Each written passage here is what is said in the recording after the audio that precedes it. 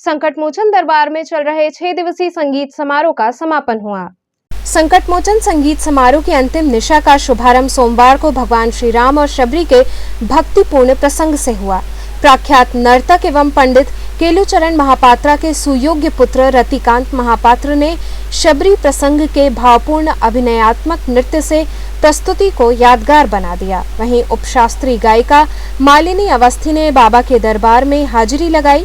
मालिनी अवस्थी ने छोटा ख्याल में गायन की शुरुआत राग बिहागड़ा से की। माता सीता का पता लगाने के लिए हनुमान जी के लंका प्रस्थान करने के कथानक पर आधारित इस बंदिश में उन्होंने अपनी गुरु मां विदुषी गिरिजा देवी के ठसके के साथ सुर लगाए। श्रोताओं की एक और मांग के बाद उन्होंने गिरिजा देवी की अति प्रिय ठुमरी भी सुनाई। मालिनी अवस्थी के प्रस्तुति के दौरान तबले पर अभिषेक मिश्र ने लाजवाब वादन किया। गायन के बीच के अंतराल को उन्होंने टुकड़ों और तिहाइयों से बड़ी खूबसूरती से भरा।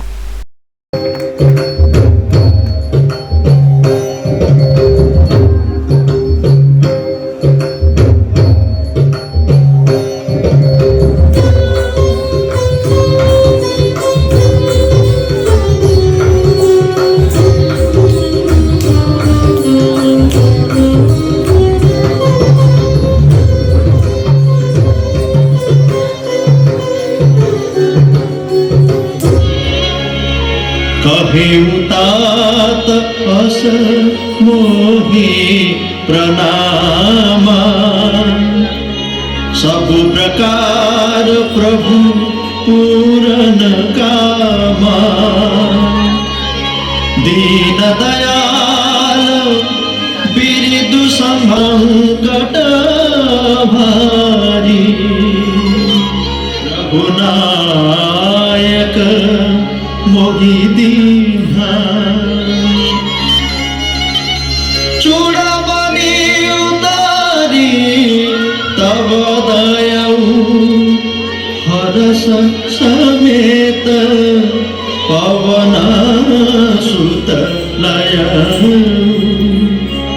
हरस समेत पवन सुत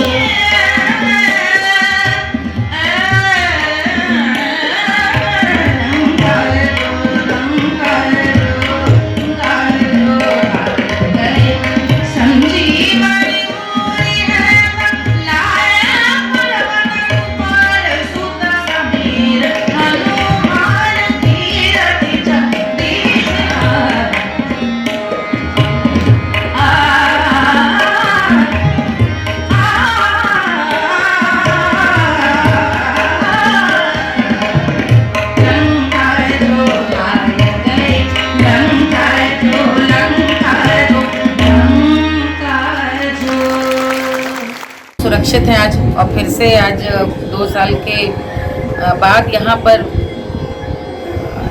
हनुमान जी को सामने से सुनाने का अवसर मिल रहा है। लेकिन साथ ही मैं कहना चाहूँगी कि ऑफलाइन या ऑनलाइन भी हुआ था और उसमें भी मुझे गाने का अवसर मिला, जो हम लोगों ने घर बैठ कर के मानसिक कल्पना की कि हम दरबार में बैठे हैं हनुमान जी के।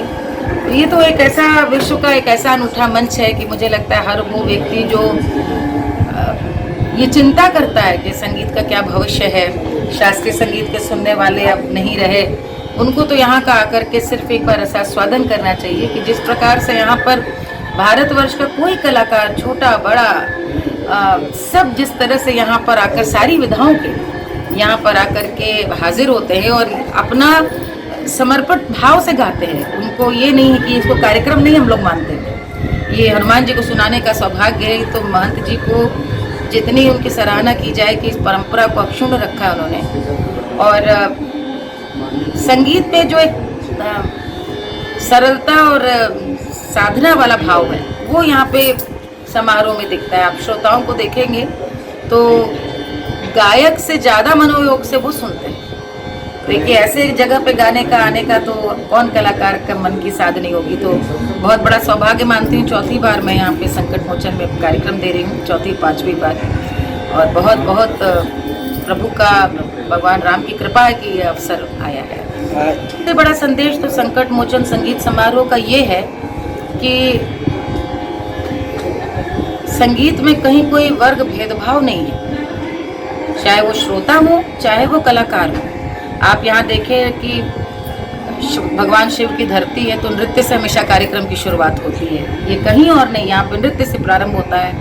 और नृत्य में भी चाहे वो कथक हो चाहे वो भरतनाट्यम हो, उसके बाद आप देखें तो शास्त्रीय संगीत हो तो शास्त्रीय संगीत में भी कर्नाटक संगीत हो, सुगम संगीत हो, ठुमरी हो, भजन कोई प्रस्तुत करना चाहे, इसी तरह वादन में भी कोई भी साज हो।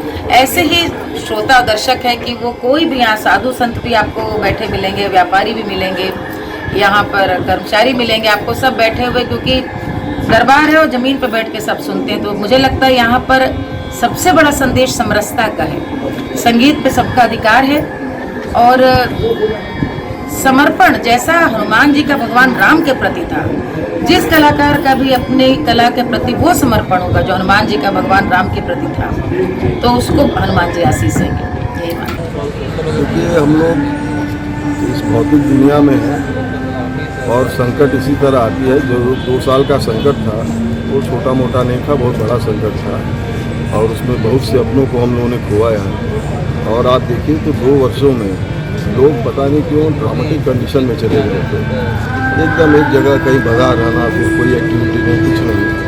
तो हम लोगों ने 2 साल तो हिम्मत बांध के हनुमान जी की कृपा से ऑनलाइन का हम लोगों ने पहली बार हम ही लोगों ने शुरुआत किया, क्योंकि ये एक पारंपरिक उत्सव है और पिछले 97 साल से चला आ रहा था। तो 2 साल ये ऑनलाइन हम हमारे मन में ये भी था कि कंटिन्यूटी न ब्रेक हो।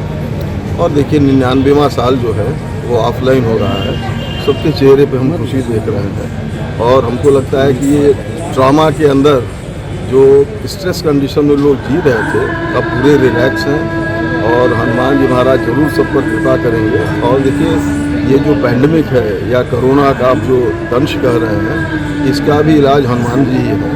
तो यहाँ सब हनुमान जी की कृपा पात्र बनेंगे और ये उत्सव ऐसे ही चलता रहे। और हम समझते हैं कि देखिए एक बहुत बड़ा माध्यम है जो आपस में लोग आके जुड़ते हैं, अपने आर्टिस्ट से इंटरेक्ट करते हैं। और आप धर्म और मजहब की बात कर रहे हैं तो देखिए मंदिर का काम है सबको इंटीग्रेट करके एक साथ रखना है।